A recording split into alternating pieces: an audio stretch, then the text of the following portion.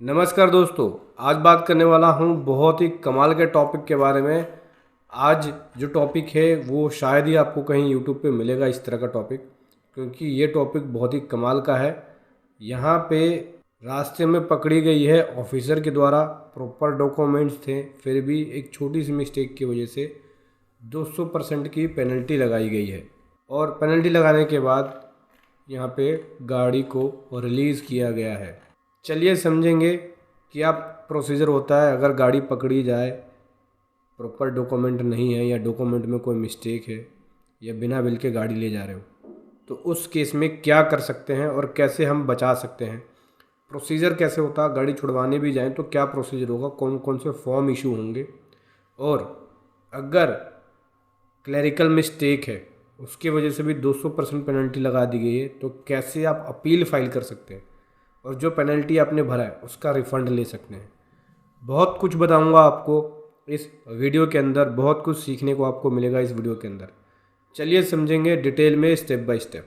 सो दोस्तों, यहाँ पे देखो DRC 01 इशू किया गया है। ये शो कोज नोटिस है जहाँ पे बताते हैं कि गुड्स अनलोडिंग की गई है डिफरेंट प्लेस पे जो डिक्लेयर है। मतलब हुआ क्या है, मैं आपको सिंपल स्टोरी बता देता हूँ। गाड़ी वाला माल लेके जा रहा था एक्स पार्टी से और उसको वाई जगह उतारना था, लेकिन कोई बी पार्टी को बिल पे मेंशन हो गया address, bill to ship to करके बाय मिस्टेक। तो जब रास्ते में गाड़ी चेकिंग हो गई, ठीक है, तो उस समय जब डॉक्यूमेंट में देखा भाई बिल टू शिप टू हो गया है और पूछा ड्राइवर से कहाँ जा रहा है, तो ड्राइवर ने तो बोला भाई वाई जगह ही जाना है, लेकिन डॉक्यूमेंट में बी का बिल टू शिप टू की वजह से एड्रेस मेंशन था। उसके वजह से यहाँ पे एक क्लरिकल मिस्टेक हुई है और प्रॉपर डॉक्यूमेंट ना होने की वजह से ये जो मिस्टेक्स होती हैं ई वे बिल में या इनवॉइस में, उसकी वजह से देखो 200% पेनल्टी लगा दी गई है, क्योंकि जो डॉक्यूमेंट बोलता है वही वो सुनते हैं GST ऑफिसर। तो जो लिखित में बातें हैं वो यही लिखा है कि भाई बी प्लेस पे जा रहा है, लेकिन ये क्लरिकल मिस्टेक है, बल्कि वाई जगह जाना था। अब ऐसे में 200% पेनल्टी लगा दी गई है। मैं आपको दिखाता हूँ, देखो ये है, गुड्स की वैल्यू ये थी, 18% का अमाउंट था, ठीक है। 18% के अमाउंट के अकॉर्डिंग जो टैक्स बनता है उस टैक्स के ऊपर ये पेनल्टी लगा दी गई है 285,694 की। ये अगर आप इसके ऊपर 18% निकालोगे ना तो 142 समथिंग बनेगा, उसका 200% लगाया गया है, तो 285,694 की पेनल्टी लगा दी गई है, ठीक है। इसके साथ ही साथ ये पहले आपको इशू होगा शोकोज नोटिस, स्टेप भी समझते रहना। पहले शोकोज नोटिस इशू होगा, उसके बाद आपको देंगे फॉर्म MOV7। चलिए देखते हैं, यह फॉर्म MOV7 जिसमें डिटेल लिखते हैं कि नोटिस क्यों इशू किया गया, कैसे आपके गाड़ी को पकड़ा गया और बंद कर दी गई। पूरी डिटेल लिखते हैं कि भाई क्या बिल नंबर था और कैसे क्या क्या था, कहाँ जा रहा था। चलिए बताता हूँ MOV7 के बारे में। उससे पहले समझ लो, जो भी भाई बंधु मेरे चैनल पे पहली बार हैं, इस वीडियो को पहली बार देख रहे हैं, जिन्होंने अभी तक सब्सक्राइब नहीं किया, सब्सक्राइब कर लीजिए, साथ ही साथ बेल आइकन पे भी क्लिक कर लीजिए ताकि इस तरह का कंटेंट आपको मिलता रहे। सो MOV7 इशू किया गया। MOV7 के अंदर क्या होता है, जब ड्राइवर ले जा रहा है माल और जब ड्राइवर से पूछताछ की गई है, तो जो ड्राइवर की स्टेटमेंट होती है बेसिकली इसके अंदर वो स्टेटमेंट्स भी होती है और फैक्ट लिखे होते हैं कि भाई किस वजह से गाड़ी पकड़ी गई और क्यों पेनल्टी लगाई जा रही है। तो जो जो बिल की डिटेल होगी वो बिल होगा, इसमें ईवे बिल होगा तो ईवे बिल की डिटेल्स होगी, और यहाँ पे लिखेंगे कि भाई ये गाड़ी ड्राइवर से जो बयान लिया गया और जो फैक्ट है और जो ऑफिसर वहाँ मौजूद था जो उसने डॉक्यूमेंट चेक किया उसने। सो बेसिकली इसमें फैक्ट यही है कि जो ऑफिसर ने बातें लिखी हैं कि गाड़ी लोड थी और ये माल दूसरे प्लेस पे जा रही थी, जो बिल में डिक्लेयर है उस प्लेस पे नहीं जा रही थी, ठीक है, और जिसकी ओरिजिनल ऑनरशिप है वहाँ नहीं जा रही थी, क्योंकि बिल टू शिप की वजह से जो डॉक्यूमेंट पे एड्रेस था वो चेंज था, जबकि ड्राइवर जिस जगह पे जा रहा था वो एक्चुअल एड्रेस था जहाँ जाना था। बिल टू शिफ्ट की वजह से यहाँ पे मिस्टेक्स हुई हैं, क्लरिकल मिस्टेक की वजह से ये प्रॉब्लम सामने आई है। तो ये MOV7 देंगे जिसमें पूरा फैक्ट लिखेंगे कि क्या हुआ था, बिल नंबर क्या था, कौन सी पार्टी थी, कहाँ जा रही थी और कैसे इन्होंने इसको पकड़ा या जब्त किया है। उसके बाद आपको इशू करेंगे MOV 1 इशू करेंगे, जिसमें स्टेटमेंट होती है ड्राइवर की, जो ऑनर है गुड्स का वो, या जो भी इंचार्ज है गुड्स का वो, उसकी पूरी डिटेल्स होती है। ड्राइवर की स्टेटमेंट होगी तो ड्राइवर की पूरी डिटेल होगी, नाम क्या है, ठीक है, गाड़ी नंबर क्या है, चेसिस नंबर क्या है, ये सारी डिटेल उसकी स्टेटमेंट रिकॉर्ड होती है इसमें, ठीक है। MOV 1 जो देंगे। फिर MOV 2 जो होता है वो फिज़िकल वेरिफिकेशन का ऑर्डर होता है, जहाँ पे जो गाड़ी के अंदर माल लोड है उसकी फिजिकल वेरिफिकेशन की जाएगी कि क्या क्या माल लोड है और कितनी क्वांटिटी है और क्या क्या डिटेल्स है, ठीक है। तो यहाँ पे MOV 2 इशू होता है इंस्पेक्शंस के लिए, जो कन्वेंस है उसका इंस्पेक्शंस या फिज़िकल वेरिफिकेशन होता है माल का और गाड़ी का।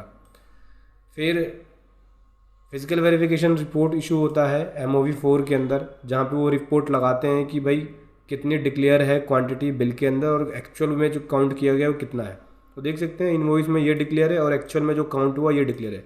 डिफरेंसेस ज़ीरो है, मतलब डिफरेंसेस नहीं है, जितना बिल में उतना ही डिक्लेयर है। तो जो माल की गिनती है उसमें कोई कमी नहीं है। उसके बाद यहाँ पे ऑर्डर इशू करते हैं कमिश्नर। ऑर्डर किस चीज़ का होता है ये ऑर्डर होता है DRC 07 के अंदर इशू किया जाता है। यहाँ पे ऑर्डर इशू किया जाता है, देख सकते हैं डिटेल ऑफ डिमांड कितने की थी, 285,694 की डिमांड थी और टोटल टैक्स जो है वो ये है। टोटल टैक्स जमा कराने के लिए बोलते हैं यहाँ पे, ठीक है। यहाँ बोलते हैं कि ये डेट है, आप इतने तारीख तक इस टैक्स को जमा करा लो। बेसिकली थोड़ा टाइम देते हैं, विदिन 7 डेज़ का टाइम देते हैं कि आप इतने तारीख तक इस टैक्स को जमा करा लो, ठीक है। DRC 07 में ये देते हैं कि भाई ये डिमांड है और इतना अमाउंट आपको जमा कराना है, एक डेट भी आपको देते हैं। फिर उसके बाद MOV 6 इशू करते हैं, order detention under section 139 subsection 1, क्योंकि ये जो डिटेंशन इंसाइजर होता है वो सेक्शन 139 के अकॉर्डिंग होता है, जहाँ पे 200% पेनल्टी लगा देते हैं। और मैं आपको बता दूँ, देखो होता क्या है, अगर आप बिना बिल के माल लेके जाओगे तो जितने गुड्स है, जितने की गुड्स की वैल्यू है टोटल वो पेनल्टी लगा देते हैं। मान लो 10 लाख का गुड्स है तो 10 लाख की पेनल्टी लगा देंगे। और प्रॉपर डॉक्यूमेंट है, डॉक्यूमेंट में कोई मिस्टेक है, ई-वे बिल नहीं बनाया, ई-वे बिल में मिस्टेक है, बिल के अंदर कोई मिस्टेक है, एड्रेस में मिस्टेक है, GST नंबर में मिस्टेक है, ठीक है, HSN कोड में मिस्टेक है, पार्टी के एड्रेस में मिस्टेक है, प्लेस ऑफ सप्लाई में मिस्टेक है, तो उन सभी केसेस में 200% की पेनल्टी लगती है, ठीक है। तो 1 लाख का टैक्स होगा तो 2 लाख की पेनल्टी लगेगी, 2 लाख का है तो 4 लाख की पेनल्टी लगेगी, 4 लाख का है तो 8 लाख की पेनल्टी लगेगी, ठीक है। तो यहाँ पे ये डिटेंशन का ऑर्डर देते हैं कि भाई ये रीज़न है और इस वजह से फिज़िकल वेरिफिकेशन हुआ और गुड्स को ये इस वजह से यहाँ पे पकड़ा गया है, ठीक है। उसके बाद रिलीज़ ऑर्डर इशू करते हैं जब आप टैक्स जमा करा देते हो, जो पेनल्टी होती है, देखो यहाँ पेनल्टी जमा कराई गई है, उसके बाद यहाँ पे रिलीज़ ऑर्डर दिया गया है कि हाँ भाई ठीक है, टैक्स पेयर ने जो अमाउंट बना है वो जमा करा दिया है और उसके बाद इसको रिलीज़ ऑर्डर दिया जा रहा है और गाड़ी छोड़ी जा रही है, गाड़ी फिर छूट जाती है आपकी। अब ऐसे में जो देखो क्या है, यहाँ पे जस्टिस नहीं होता। जब भी ये इस तरह की यूनिट आपकी गाड़ी को पकड़ते हैं ना, आप इनसे न्याय के लिए बोलोगे तो न्याय नहीं होता है, यहाँ पे न्याय नहीं होगा आपको। इस ऑर्डर के अगेंस्ट में जो ऑर्डर इशू हुआ है, ये देखो डिमांड ऑर्डर जो आपने जमा कराया, इस ऑर्डर के अगेंस्ट में आप अपील फाइल कर सकते हो। जब अपील में मामला जाता है उस केस में वो सेटिस्फाइड होते हैं तब जाके ऑर्डर पास करते हैं, ठीक है।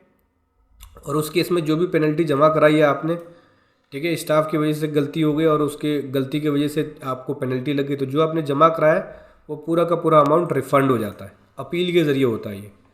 तो अगर आप हमारी पेड सर्विसेज लेना चाहते हैं अपील के लिए तो वो भी ले सकते हैं, जहाँ पे आपको बेस्ट प्रोफेशनल के द्वारा पेड सर्विसेज मिलती है अपील के लिए, जिसका लिंक वीडियो के डिस्क्रिप्शन में है, ठीक है। तो इस तरह के मामले में जब आपकी गाड़ी पकड़ी जाए तो ये प्रोसेस होता है गाड़ी छुड़वाने का। लगभग 8-9 फॉर्म इशू होते हैं, बहुत इसमें वर्किंग होती है, ठीक है। तो पेनल्टी वगैरह जमा करा के आप गाड़ी छुड़वा लेंगे। और जस्टिस के लिए आप अपील फाइल कर सकते हैं। आपको लगता है भाई स्टाफ की गलती हो गई, छोटी सी मिस्टेक है, इसको एक्सेप्ट करना चाहिए डिपार्टमेंट के द्वारा, तो आप अपील में जाके पूरा का पूरा रिफ़ंड ले सकते हैं।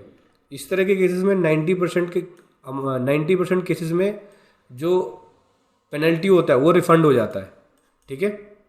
हम लोगों ने कराया भी है बहुत सारे क्लाइंटों का। तो इस तरह की अगर आपको प्रॉब्लम आती है तो अपील में जाके आप रिफ़ंड ले सकते हैं। वीडियो कैसे लगी ज़रूर बताएं। Thank you so much. जय हिंद, वंदे।